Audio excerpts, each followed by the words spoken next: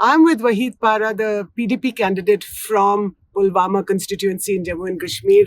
I have just been through a rally in the villages of Pulwama district, and here I'm sitting with him. Waheed, welcome to the Tribune. Thank you. So first of all, the question to you is, how is it to be a candidate in an election when just 5 years ago or so you were in jail? I think it's challenging in many ways. This is a totally new experience, like vocation and anxiety in the people. And we are also all of us are same. The leaders and campaigners and the voters are facing similar stress and also similar level of suffocation and silence of 5-6 years. So I think people are coming out to express, and they see this as an event to reclaim whatever they have been dispossessed of. So this is Like what?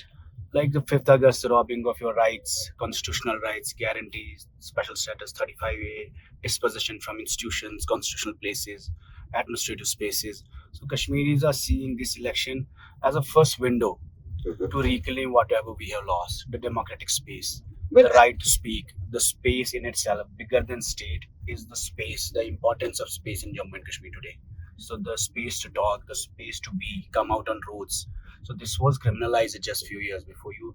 Everything was stopped, like the religious clergy, bar, journalists, advocates, or anyone who was like advocating for any specific right was put behind bars. So there's a new space being coming out because of elections, and parliament elections have contributed a lot to it. And this election is also healing people. I think this ending a lot of stress and anxiety among people, because they're coming out and they just feel like this is an opportunity. But whether you win or lose, right? Yeah, it doesn't matter. I think like I lost parliament elections, but I just feel satisfied even if we lost, because we were breaking the cycle of fear in Jammu and Kashmir. And there was a huge crackdown, raid, Raj, ED, SIA, SIU, multiple agencies, income tax, all sort of agencies involved in raiding and chasing people here. So I think that space somewhere, people have started speaking up. Though there are no photo operation, there are no bureaucratic exercises, there are no administrative vacuum. That's also somewhere people are coming out. So whether we are a powerless assembly today, we understand the union territory is the most weakest assembly, but there's a powerful process of people taking place. Like the people are themselves trying to reclaim that there is a sense of loss in all of us, and they're just coming out and collectively trying to exercise something to help each other. And there's a huge sense of solidarity for each other. I can sense that it's not just about parties. I think people actually want some strong voices in a weak assembly.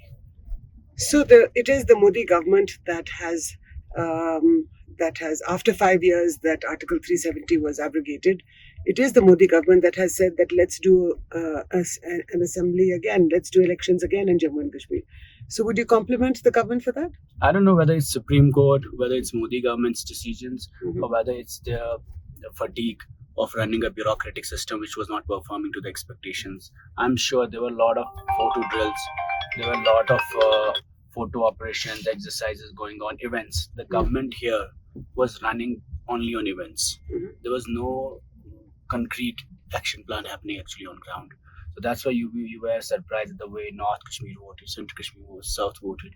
So I think somewhere also the government delaying democracy was also, I think there has to be an end, because there was a Supreme Court guideline as well. Right. So we don't give the entire credit to the Modi government, but to the courts also, and also somewhere the democratic process has to be revived in Jammu and Kashmir. And it was already How long can delayed. you not It was have an delayed assembly? by 10 years. You are holding an assembly election after 10 years. But there is a lot of talk that this will not be a full assembly, that some of the powers will still be with the LG, like law and order, crime, land. I think it is a weak assembly, and it is a very it's not a space which you define. You clearly don't know. We had a very strong and powerful assembly in the whole of India, and now we're the weakest. It's like a municipality. But still, I think this is one step towards reclaiming whatever we have lost. This is one step towards empowering people. This is one step towards giving some respect to the people of Kashmir again, because they feel like we are building something.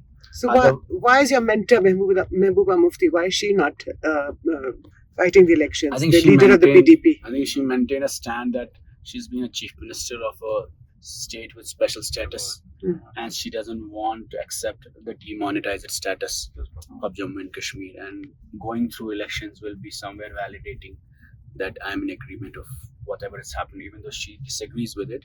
But at the same time, she decided her party to fight and fill the spaces, not to leave it, because in a way, this election is also for us, whether it's panchayat, assembly, or parliament, it's also about self-preserving. So we are preserving the spaces, whatever is left with us. What do you think of the BJP participation? BJP is participating in a lot of places here in Kashmir and Jammu, but I don't think in Kashmir they can open any account. Open their account. Yeah, in Jammu also it looks like on a very dicey, because in Jammu also the economic issues, the financial distress, the traders issues, the resource issues have escalated a lot. There are people, actually Jammu has become the larger casualty of the abrogation, because a lot of outsiders are actually coming and exploiting resources there. So Jammu is more suffering than Kashmir today. And what do you make of the fact that Engineer Rashid has just been released, and that the Jamaat, while not under its own flag or under its own name, has fielded a lot of independents in this election? Is that a good thing? We had a consistent stand that everybody should be involved. In 1987, they denied this space to Jamaat, which led to militancy. I think it's a good step. Jamaat Islami is part of process, and the democratization of Jamaat is taking place. It's a welcome step. All we want is that Jamaat should not be banned.